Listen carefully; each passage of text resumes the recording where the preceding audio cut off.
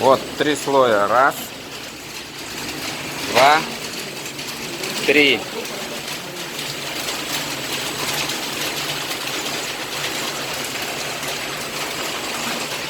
Вот узел межслоевой проклейки, поперечная склейка.